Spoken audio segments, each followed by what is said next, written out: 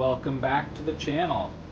This week, you might just be watching a video in which I only clean car carpets. I didn't make you watch this video. You're here by your own choice. I am kidding though. I also put on some side mirrors. And I also updated the list.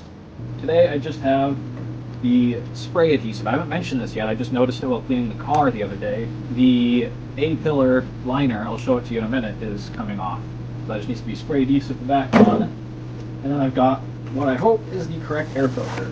It certainly looks a lot more like the old one. So we'll try that. I am going to then clean the floor mats. I haven't even cleaned the ones for the Subaru Outback yet. So I've got, what, 2 trunk mats and 8 floor mats to clean, plus all the interior bits that we took out of the Volvo. So that's going to take a hot minute and not be very fun. I'm going to do that in the bathtub inside. But first, it's cold out here still. I'm going to get started. Alright, so I have no idea which way this went. It does have an airflow marker, but I'm hoping the Volvo engineers were kind of smart on this one. And we should go one way.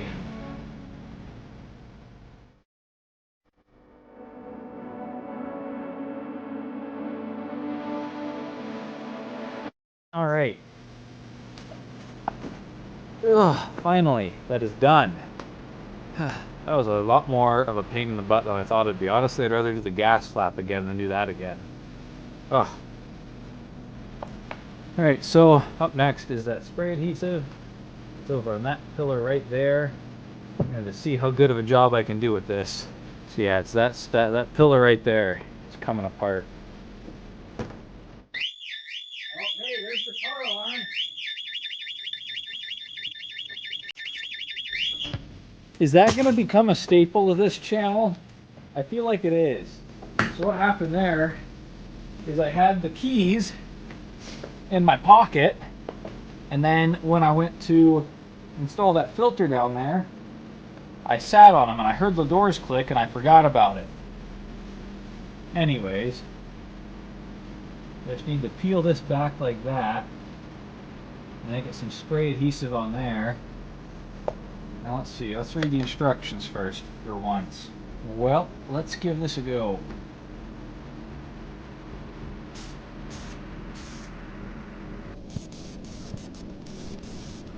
So it says wait until it's tacky,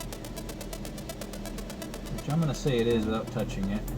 Well, I might have been a little liberal in my usage there. I just noticed this side's drooping too. I'm just going to do this to be safe.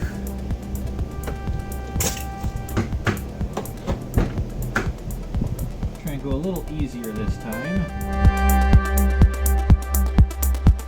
I'd say that's a job done. I was going to say well done, but I don't know about that. But now I get to do the fun task of cleaning the floor mats.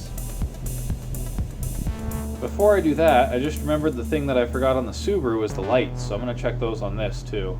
I need this bulb and the front low beam. Welcome to my kitchen, where I'm going to be cleaning the 2 trunk mats. The Subaru one of these is actually grosser, but the rest of the mats, that award definitely goes to the Volvo.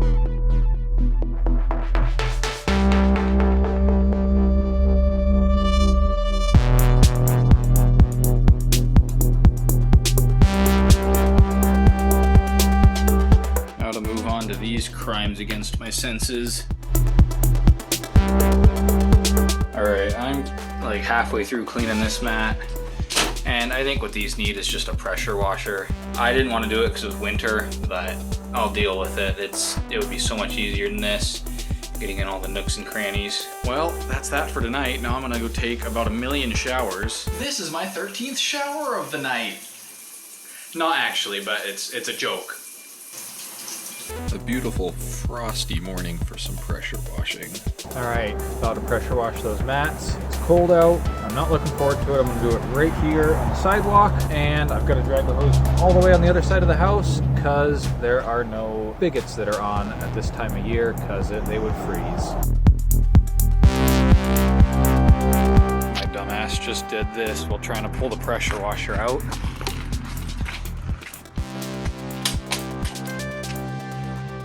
It's fine though.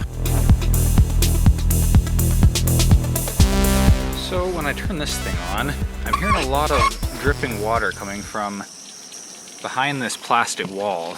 It stops when I turn this off, so for now I'm just going to leave it and use this.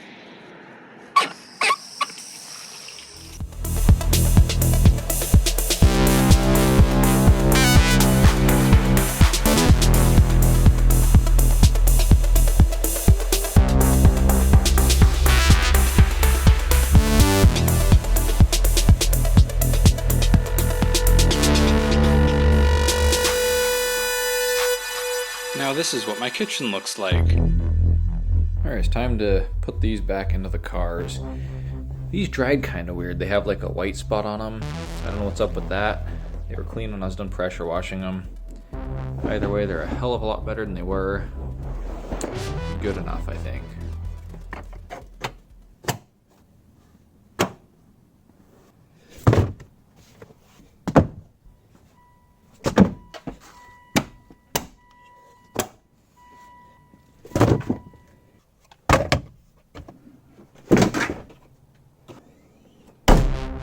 Alright, these guys aren't actually dry yet, so they're going to hang out in the kitchen for a bit longer. So I was just out here grabbing something and I looked at this, and as you can see right here, you can see the glue. I think those are just spots where I used too much. But like I said, it looks a lot better than if it were just hanging down, so I'm not disappointed really. Over here, I really used way too much, so you can see it a lot more. But again, it looks better than if it were hanging down. I wanted to put a whiteboard here, so I ordered one. And then I realized that I really didn't want to put massive holes in the wall of a rental. And so instead, I spent about twice as much to mount it here on sliders. So you can still access the stuff behind it. And then it closes like that. And of course, they are soft close. I haven't talked too much about my 3D printer setup. It's a Prusa Mark III S Plus. And I believe it's completely stock, aside from these 6 stickers. I've got a filament dryer back here. This is one of the better reviewed ones, and it can do 2 spools. However, for times like right now where I need more than 2 spools at once, I have this old food dehydrator that has some of the racks cut out in the center, so it can dry up to 3 more at a time. There is an Octopi back here with the Raspberry Pi camera. This thing is a must-have, regardless of what printer you have, in my opinion. Pretty simple. I got all my filament under here for now, but I want to build a little rack that goes under there instead. Yeah, this desk, I haven't really utilized it yet. I used it over there for a project recently, but it's just really nice to have the space. I need to get a chair in here though. Oh, and here's my cable management solution. I have these S-hooks that they hang on, and then I have a couple of shower curtain rods to give me 3 tiers. Oh, and here is the flashlight collection and old drinks related to games I've liked, and the battery charging station, as well as the general charging station. Got a couple of these things up here. Over here we have the board game collection, the 2D printing station, and just some other miscellaneous stuff on this shelf. So here's the new cruise control lever for the Subaru. What I mean about it being easy to install is that it looks like it's just those 2 screws there, and then just a couple of wire connections. I can see how these go bad though. Even this one feels a little squishy. Like, see, there's no good click there, it's just kind of squishy. But it does appear to work, so I'm going to throw it in at some point and see if I can get the cruise control fixed on the Outback. Oh yeah, I've got it on video, oh my god. Okay. I'm not going to be able to record this, but I'm going to go try and capture this bitch. He's so cute. I saw the little guy peeking out from under the stove here, then he ran out the other side and into where the dishwasher is. And we can't pull out the dishwasher because of the trim, so we're going to take some mouse traps and put them around where the stove is and hope he tries to munch on some peanut butter and has a really bad day. It's Sunday night about, what, 8:30? Yeah, 8:30 at night. And the mirrors came in for the Volvo, so I thought I might throw those on.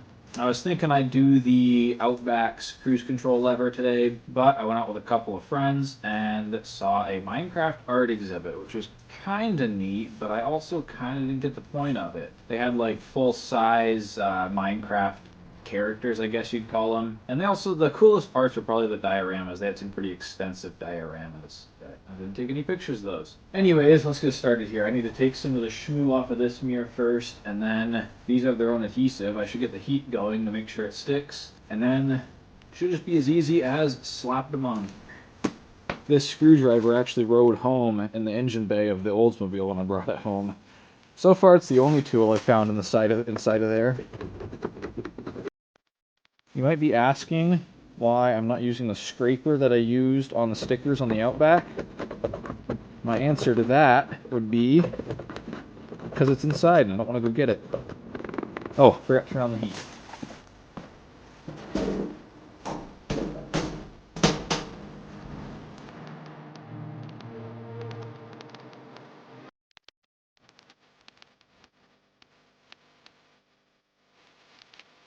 There we go. It's looking a lot better. It should stick pretty good now.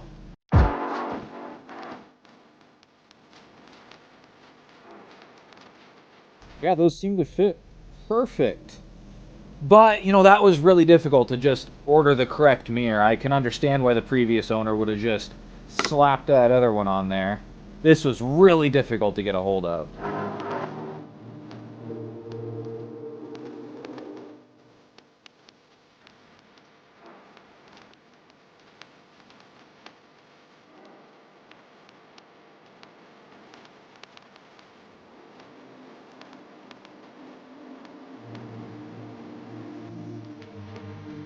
Well, ow. I think that'll work just fine. So here's my list. I haven't updated it in a while. I'm going to cross things up with a Volvo such as this, since we're just going to reuse the rear bumper. So I'm going to leave that unchecked, but we don't need to source one, we just need to put it on. The gas cap is done though. The parking sensors, I have the pigtails in the mail. Dents and dings, I think we're going to ignore that, at least for now. Mirrors are done. Buff headlights, no. Oil change, no. So, let's check on the Outback. I don't think I've checked this off since I finished it. Left door panel, oil change still needs to be done. Rear right tail light, oh I guess I had that written down. I didn't need to, do the whole part where I checked them again. That's fine. Rear coupler, we'll have that. We have buffed the headlights. Inspection, driving permit. Battery. So we've made a lot of progress in the Outback, but we already knew that. But it feels nice to cross things off. Well, that's about it for me for the week. And you might be asking yourself, did you just watch a video where a guy cleaned a bunch of car mats and just about nothing else happened? And I think the answer to that would be, no, I also put on these mirrors.